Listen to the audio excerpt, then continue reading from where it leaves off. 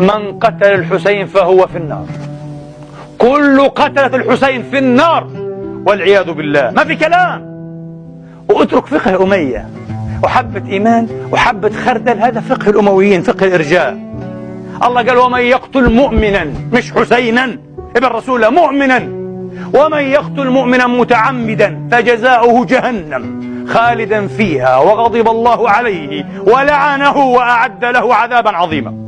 روى الإمام أحمد في مسنده عن عمران بن حسين، والحديث طويل أجتزئ منه بهذا الجزء المبارك أيها الإخوة. النبي أمر بغزاء، قال فخرجنا واصطففنا وصففنا الرجال ومن خلف الرجال النساء، المهم ثم غزونا وعدنا، فأتى أحدهم فقال يا رسول الله استغفر لي الله غفر الله لك.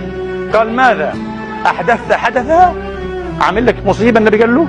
قال نعم يا رسول الله، إنه لما فر القوم أدركت رجلا بين القوم والنساء فأهويت عليه بحربتي، فقال إنه مسلم أشهد أن لا إله إلا الله، قالها تعوذا من الموت. قال أنا شفت أنه تعوذا. فقال النبي ماذا وعلى ماذا نقاتل الناس؟ نحن لماذا أصلا نقتل ونقاتل؟ ألا نقاتل الناس حتى يدخلوا في الإسلام؟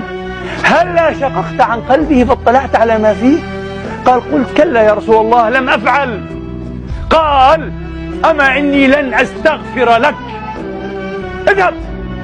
لم يستغفر له. يقول عمران بن حسين فمات فدفنه أهله فأصبحوا وقد نبذته الأرض.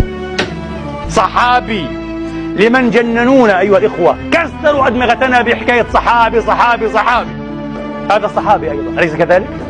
ومجاهد وغزا بأمر رسول الله، قتل رجلا كافرا مشركا أسلم في لحظة بلسانه لا ندري.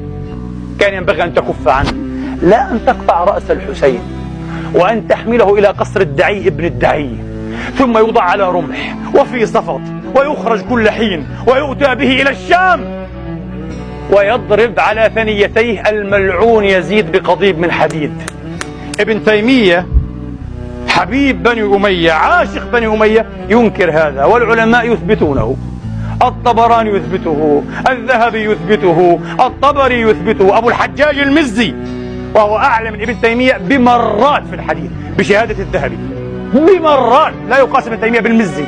المزي خلق عجيب من خلق الله رضوان الله عليه، أثبت هذا في ترجمة حسين من تهذيب الكمال أيها الإخوة في أسماء الرجال، أثبته. يزيد يضرب بقضيب من حديد على ثنيتي الحسين وسكينة بنت الحسين. من أين آتي بقلب بقدر هذا الحزن كله؟ من أين نأتي بقلب يسع هذه المرارة كلها إخواني وأخواتي؟ وسكينة خلف كرسي الملعون يزيد حتى لا ترى رأس أبيها، حتى لا ترى رأس أبيها. ورجل أزرق من عصابة يزيد لعنة الله عليه وعلى حاشيته يتطلع إلى فاطمة بنت الحسين يقول يا أمير المؤمنين هب لي هذه، أريدها أن أنكحها، هذه سبية هكذا. فانتفضت زينب الكبرى أخت الحسين عليه السلام قالت كلا ما ينبغي ولا يحل هذا لك ولا له.